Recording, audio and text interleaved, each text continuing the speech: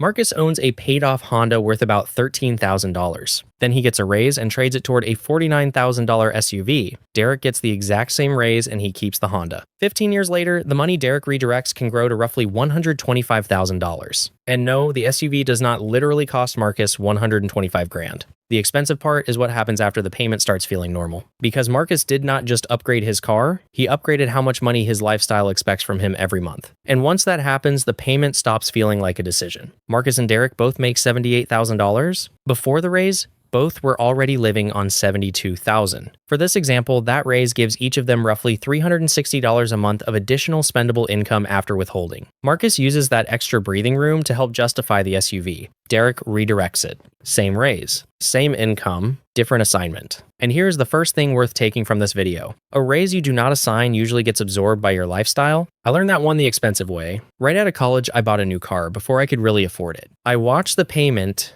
I never watched what the payment replaced. And here is what I missed. Marcus's biggest financial mistake does not necessarily happen when he buys the SUV. It happens when $600 a month starts feeling normal, because eventually the loan ends. The question is whether the payment ends with it. Marcus already owns the Honda. It runs. It's paid off. But the SUV is newer, quieter, more comfortable, and a lot nicer to sit in. The SUV costs $49,000. Marcus has $13,000 of trade value.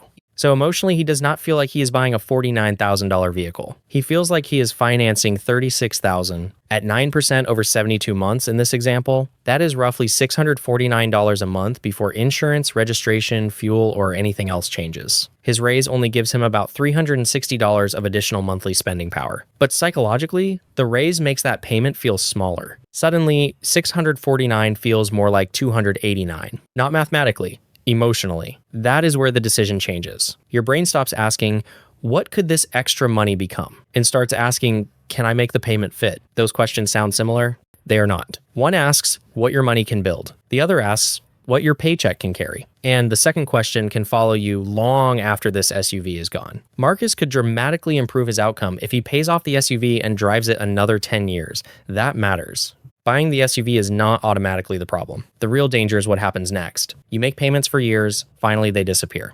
For a little while, your budget gets some breathing room. Then the vehicle gets older. A repair comes. A newer model catches your eye. And because $600 has already lived inside your budget for years, replacing the old payment with a new one barely feels like a new decision. That is how a temporary expense becomes permanent. The purchase price shocks you once.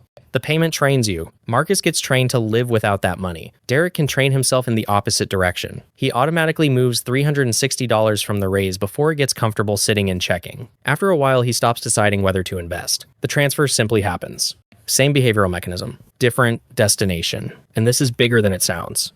Because the habit that can quietly keep Marcus in payments can quietly build Derek's assets. But before we hand Derek the trophy, we need to make his side harder. Because most versions of this comparison cheat, Derek does not get to drive a $13,000 Honda forever without spending another dollar. He needs tires, brakes, maintenance, repairs, eventually another vehicle. Maybe year 7 brings a $3,000 transmission bill. That hurts. And somebody watching this is already thinking exactly, that is why I would rather have the newer car. Fair, but here is the distinction. A $3,000 repair hurts because you see the entire cost at once. A $600 payment feels easier because it arrives quietly. But $600 a month still moves more than $7,000 a year out of your cash flow. So Derek only wins this comparison if he does two things. He invests part of the difference, and he keeps enough cash available to maintain and eventually replace the vehicle he already owns. That is the honest version. Do not invest every spare dollar and leave yourself unable to repair the car that gets you to work. And do not finance $49,000 just because an older vehicle might eventually need repairs. Build both buckets on purpose. And now something interesting happens. Because for the first few years, Marcus still looks like the winner.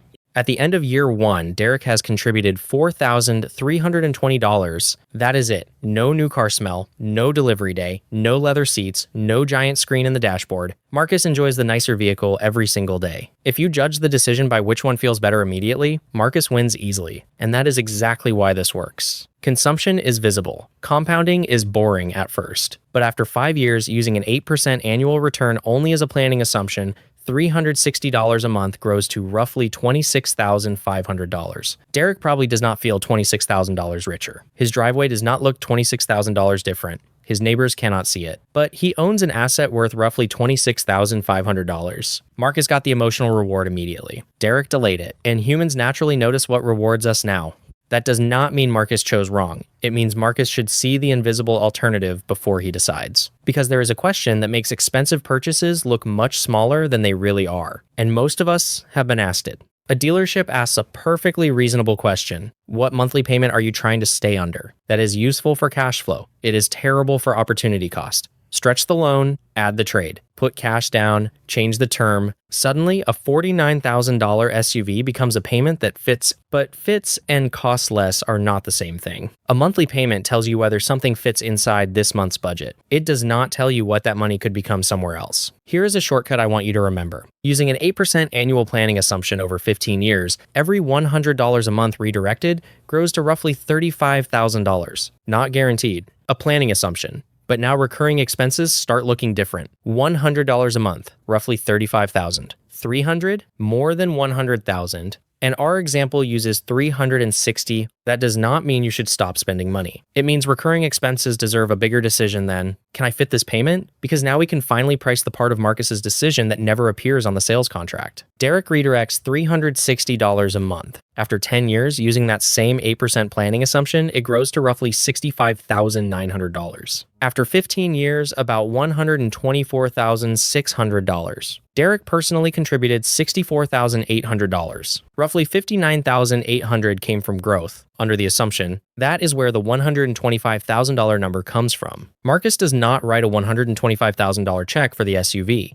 The hidden cost is what that recurring cash flow could potentially build somewhere else. The visible difference was the vehicle. The invisible difference was time. And if we stopped there and declared Derek the winner, we would still be missing the point. Because money is not a competition to see who can enjoy life the least. If Marcus needs the SUV for towing, work, family space, accessibility, bad roads, reliability, or something genuinely important, it may absolutely be the right vehicle. If Marcus loves cars and deliberately chooses to spend more money there, that can be rational too. Money is supposed to support your life. The problem is not buying the SUV. The problem is not realizing what you chose against. There is a big difference between saying, I can afford $649 a month, and saying, I understand what this recurring cash flow could become, and I still want the vehicle. The second decision is informed. That is the goal, not guilt, awareness. And once you understand that, this stops being a car lesson. Because the same thing happens every time, more money enters your life. I handle raises differently now. Before the first larger paycheck becomes normal, I decide where part of it goes. Maybe $50, maybe $100, maybe half. Some can improve life today. Some automatically goes toward long-term assets. Because once your lifestyle expands around the larger paycheck,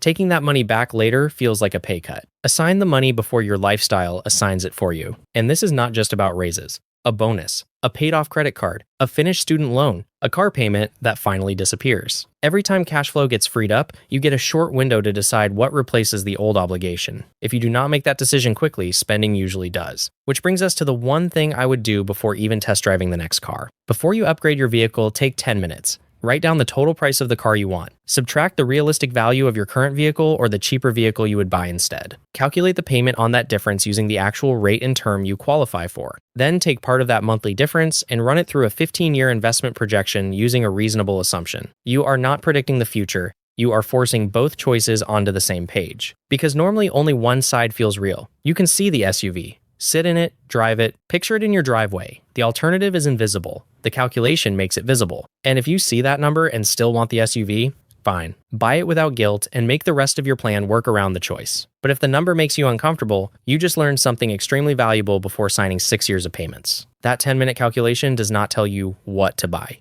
It tells you what you are actually choosing between. Marcus and Derek make the same salary. Neither is a financial genius. Neither is a failure. Marcus chose the $49,000 SUV. Derek kept the $13,000 Honda and redirected $360 a month. Under an 8% annual planning assumption, that redirect can grow to roughly $125,000 over 15 years. But the real lesson was never the Honda, and it was never the SUV. It is what happens when recurring payments become invisible. A raise, a subscription, a vehicle, a lifestyle upgrade. Every recurring dollar is competing with something you cannot see yet. So stop asking only, can I afford this payment? Ask, what am I willing to give up to keep this payment? That question is harder, but it puts the decision back in your hands. If you want personal finance with the math exposed, the trade-offs visible, and the hype removed, subscribe to Max Stats Finance. Before your next raise disappears, before your next payment becomes permanent, before the next upgrade starts feeling normal, decide what the money is supposed to do. Because if you do not make that decision first, the payment will make it for you. Well, that's all for now.